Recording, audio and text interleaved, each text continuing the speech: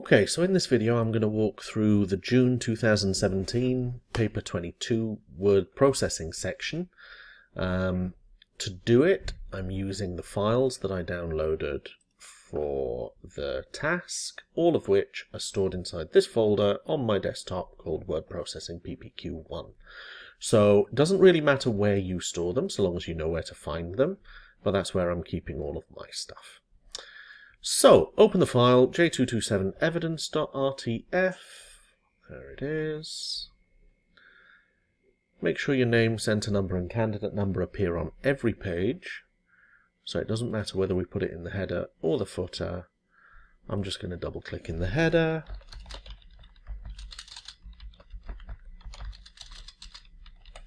There we go. So that's that one done. Oops.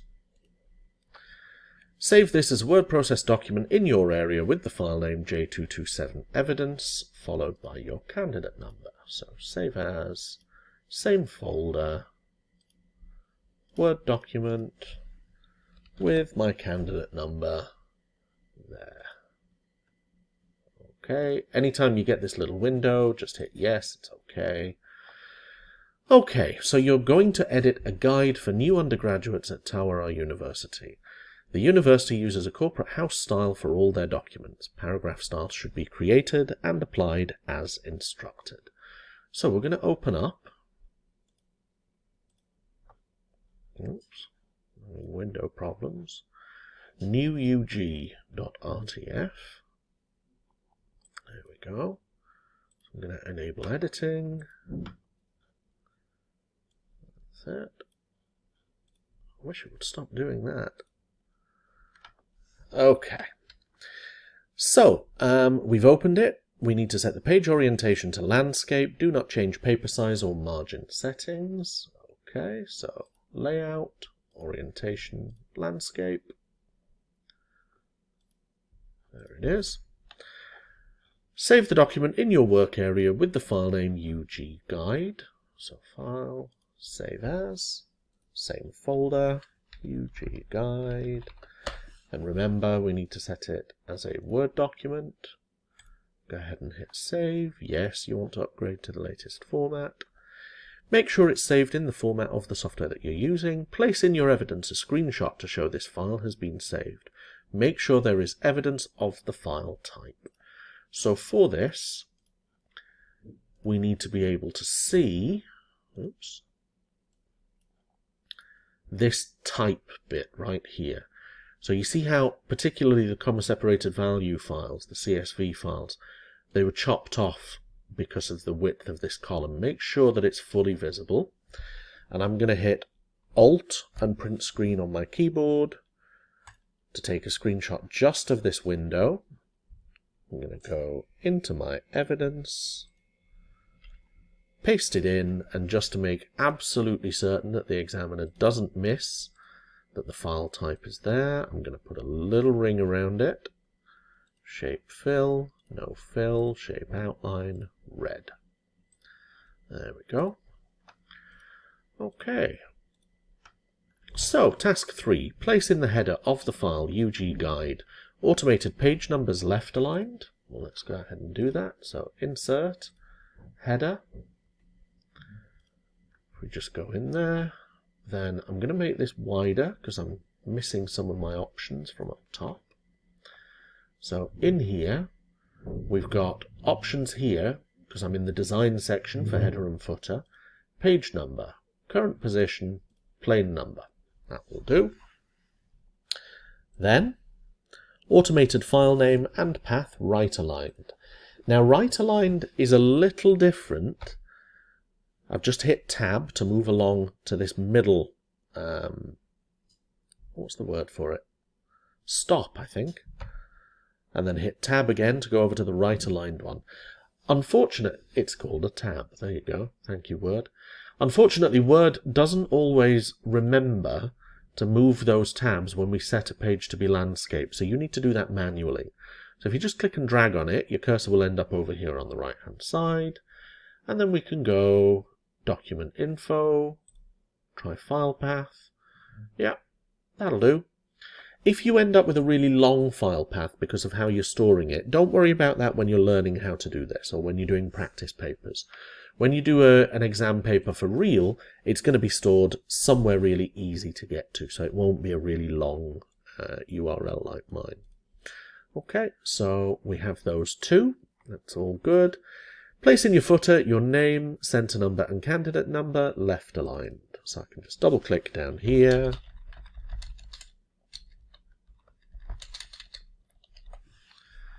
There we go. Make sure that all of the alignments match the page margins. So what we're talking about really is here. Yeah. No other text or placeholders are included in the header and footer area. There's nothing else visible. And headers and footers are displayed on all pages. And they are. There we go. Okay, so for number 4, it tells us to create paragraph styles. So we are going to do that. I'm just going to bump everything down. And before I go creating any paragraph styles at all, you should be able to see here that we've got like a blend of different fonts and sizes, and we're a bit all over the place really. So the first thing I'm going to do is select all of that text and hit this button to clear formatting. It's really important when you're applying styles to things that you're applying them to things that have no formatting already. If you're applying styles to things that are already formatted, it's going to get really complicated really quickly. So make your life easier, hit that button, clear everything. So the way that I like to do styles is to make some space up top and type them in. So UG-title, UG-subtitle, UG-subhead, UG-body, and UG-bullet. Now, you can see that I missed clearing formatting right up top, so I'm going to do that on those as well. So I'm going to begin at the top and work my way down. So UG-title should be sans serif. Well, Arial is, so that's fine. I'm going to leave it as that. I'll set it to 24 point, right aligned, underlined, single line spacing. So for line spacing, we go to paragraph. Line spacing is single. Space before 0 points, space after 12 points. So that's going to leave us a 12-point gap after each of these titles. So if I hit OK, we see that now. And I'm going to create a style and call it UG-title. Hit OK, and it appears in my styles right up top. So for UG-subtitle, I'm going to do exactly the same thing. 16 point, center aligned, sans serif, this time italic. Single line spacing, 0 before and 0 after, so that should already be done, and it is. Styles, whoops, not that one. Click the down arrow, create a style, and call it UG-subtitle. Hit OK. Now we want subhead, so this one is 14 point, again center aligned, bold and italic, single line spacing and 12 point after it, so 12, hit OK, I'm going to choose create a style, UG-subhead. UG-body should be serif. So for this, I'm going to choose Times New Roman. I'm going to set it to 12 point. Justified is this option here, where any line will be touching both the left margin and the right margin. Single line spacing and 12-point gap after. There we go. Hit OK. Once again, create a style, UG-body. UG-bullet is again serif, so I'm going to pick Times New Roman, 12 point. We want a square-shaped bullet, so I'm going to choose the square-shaped bullet from there. Alignment, 1 centimeter left indent with hanging paragraphs. So, for that, I'm going to need to go to Layout and look here for indent. Now it might be that your computer, just like mine, is set to inches. But if you type in 1 cm and press enter, it will convert it into inches for you. So you'll get exactly the right depth. Now the thing about hanging paragraphs, what that means is, if I just make a lot of this, a hanging paragraph means that the margin on the left line is exactly the same as the margin on the line above it. And that is done by default on a bullet point. So you don't need to change that at all. Okay, so UG-bullet is what that should be. We have a square bullet. It is 1 centimeter indented. It is single line spacing, and we have 0 before and 0 after. So if I select that whole line, click here, create a style, UG-bullet. Press enter, and now we've got all of our styles. So, evidence 2. Place in your evidence document screenshots to show all the settings for the UG-bullet style only. So if I right-click UG-bullet and hit modify, I get all of these options here. Okay? So just like I did before, I'm going to hit Alt, print screen, copy to clipboard, leave that window, go into evidence, and paste it in. Okay? So, I'm now going to get rid of all of this placeholder stuff because I don't need it. This is going to be the first line of my entire document. So, number 5, apply the UG title style to the first line. So I can't see them very well at the moment. UG title, there it is. Below the title, add the subtitle, edited by, and your name. Now we don't want it to be UG title, we want it to be subtitle. There we go. Now where it puts this in bold, you should probably put it in bold as well. You're not going to lose a mark if you do and it wasn't necessary, because they've put it in the exam paper. Where you can, follow the instructions exactly. Okay? Apply the UG subtitle style to this text. Well, I've already done that. Apply the UG body style to the rest of the document. Okay, so here we go, all the way down. UG body, there it is. Change the page layout so that the subheading International Community and all following text are displayed in 3 columns of equal width with a 1.5 centimeter space between them. So we need to look for International Community. There it is. All the way down to the bottom. And we're going to go back to the Layout tab, choose Columns, and instead of just clicking on 3, if I just clicked on 3, I wouldn't be able to control the space between them. So I hit More Columns. I'm going to click on 3, and spacing should be 1.5 cm. Which if you leave it, it'll convert into inches for you. Hit OK, and then it's converted them into columns. Apply the UG bullet style to the text. Attend welcome and induction events down to around the university campus. OK, there it is. Identify the 8 subheadings in the document and apply the UG subhead style to each one. Well, that's got to be number 1. I'm holding Control so I can select them all. That's number 2. That's number 3, 4, 5, 6, 7, 8. Those look like subheadings to me. So now UG subhead is applied to all of them.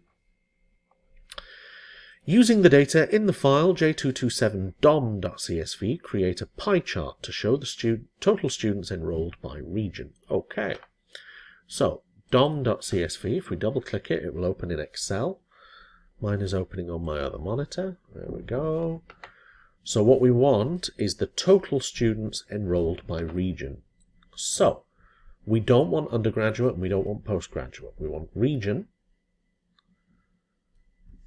And we want total. So I'm holding Control so I can select both of these two. So there are a number of places where you can go wrong here. Okay? If you don't select the right data, you're unlikely to be able to get full marks on this. So when they say a pie chart showing total students enrolled by region, we need the regions so that we get the labels.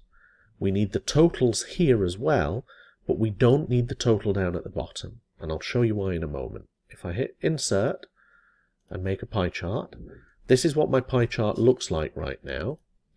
If instead I chose both of those, then what I'm going to get is a pie chart where half of it is taken up by the added up total of these three values. That's not helpful. That's of no use to anybody. So here is our pie chart. We need to label the chart with the title Students by Domicile. Oh, not all shouty. Students by Domicile.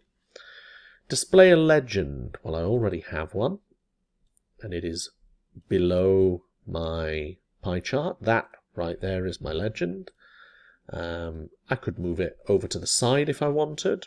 Wouldn't really matter, but I'm okay with it where it is right now.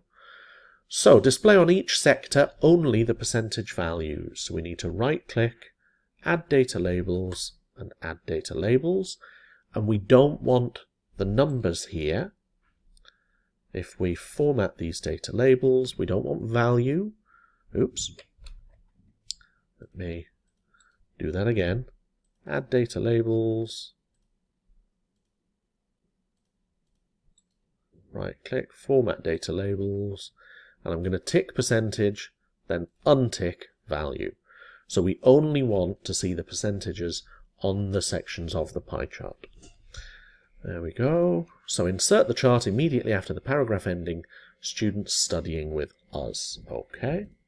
So I'm going to click on the background, copy it. Now where's students studying with us?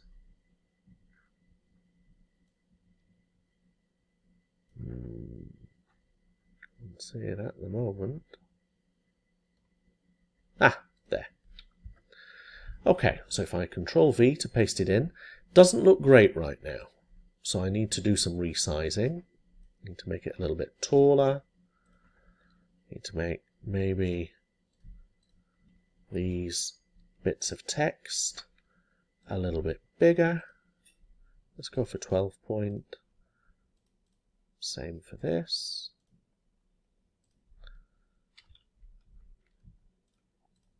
Okay, so if I copy that, delete this one, and paste it in.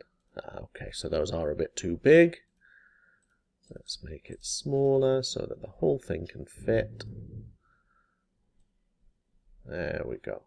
Okay, so you can see that I'm resizing it to make it fit as perfectly as possible inside the little space that I have. So I'm going to take these down. I'm going to maybe see if I can make that just a bit bigger. Yeah, there we go. Perfect. Okay. So make sure that the chart fits in the column width and all data is displayed in full. We're all good there. Format the paragraph that starts, "We are proud that 80." Where are we? So we are proud that 80% of our graduates, yeah. Now this paragraph should display an external 3 to 4 point black border. So for this, we're going to click on here, Borders and Shading. I'm going to choose 3 point, Apply to Paragraph. I'm going to click all the way around to add it and hit OK. And then it says Apply Light Grey Shading, 10 to 25%, so it looks like this. So for that, over here, if you put your mouse over, you should be able to see the percentage. You see where it says darker, 15%. There we go. Move the paragraph that starts, "We have extensive." Whereas we have extensive. Nope. We have extensive. There it is. So move it so it's positioned immediately below the subheading Computing Services. So I'm going to cut it from there. I'm going to go down here and paste it. There it is. Import the image J227 Leisure and place it below Leisure Activities. So I'm going to add a line here. So, where are you, Leisure? There you are. Okay, I need to be able to see it. Yep, there we go. Reflect the image so the skater faces left. So for this, we can go up to Format, and then we've got this little option here. So this is for rotation, so it will rotate it 90 degrees, but it will also flip it. So we want to flip it horizontally so that she's facing left. There we go. Resize the image so that it is 2 centimeters wide. So width, under Format, 2 cm. Align the image to the top of the paragraph. We provide plenty. Okay. We want it to be left aligned. So we're going to choose Align. Oops. Oh, we don't have Align as an option at the moment. So I need to change this to be square. And I need to get rid of that line that I added to begin with. Now it actually already is aligned, but if yours weren't, you'd use Align Left. No, you wouldn't. You'd use... Oh, we don't have an Align to Column option. Okay, well it is already where it should be. If yours weren't, you'd position it, and you can see how you get these snapping options. You see how it wants to be on the left side of that column. So long as it is there, and so long as it's at the top of that paragraph, you are fine. Okay? Okay, number 22, spell check and proofread the document. So to do that, we go to Review. We choose Spelling and Grammar. So Wi-Fi, that's okay. We can ignore that. Students, yeah, we don't want that. Students. Course, okay, that should be course. For, no, that's fine. And we don't want to change Tower R. No, we're okay with that. Okay, so that's all done. Now, widows and orphans. I can see already that we have 2, right? So this university card, you don't ever want to have a heading at the bottom of a column when the text that follows it is in the next column. So if we just hit Enter to bump it along 1, and the same with teaching methods. There we go. This is fine because we've got a few lines before it moves over onto the next column. That's okay. But those 2, where it was literally just that line right there, no, we want to fix that. So make sure that you've done those. So there are no widows or orphans, correct? There are no blank pages. I don't think so, no. The house style specification has been followed and the correct styles have been applied as instructed, yes. The image and the graph are placed within the column width, yes. Spacing between all items is consistent, yes. Save the document using the same file name and format used in step 2, yes. Print the document, so file print. Let's take a good look at it in print preview to make sure that it's good before we actually print it. And this is looking pretty good to me. And as soon as you're happy, you can go ahead and print. Okay, so printout 1 would go in your stack of evidence to hand in at the end of the exam. This question here is one of those theory in a practical paper questions. We might as well have a look at it, seeing as we're here. So in your evidence document, we're going to have the university are going to create an online facility to enable communication on a range of issues. They need to decide between a blog and a forum. Evaluate in your own words the differences between a blog and a forum. Recommend what you consider to be the most appropriate option for use by the university and explain your reasons. So, a blog is going to be like an online diary where you're posting things that are happening, news events, that kind of thing, pushing out news to all of the students. A forum is very much like Reddit. So in it, people can create discussion threads, people can reply to them. So it's much more of a two-way communication. People can comment on blog posts, but it's a bit different in a forum. Everything is a bit more on an even playing field there. So, first off, we're going to describe the difference between the two. So, a blog is a website where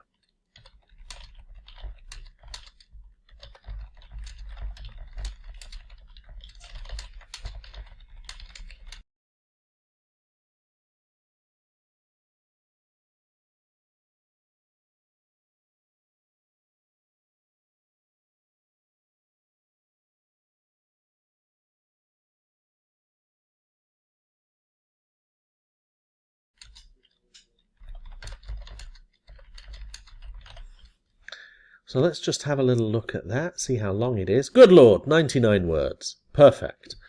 Now, I'm not suggesting that this answer is perfect, but let's just have a quick look at it. So a blog is a website where news articles and important information for students could be published by the university staff. A forum is a website where students and faculty could sign up to have an account and post questions or comments for other people to answer or reply to.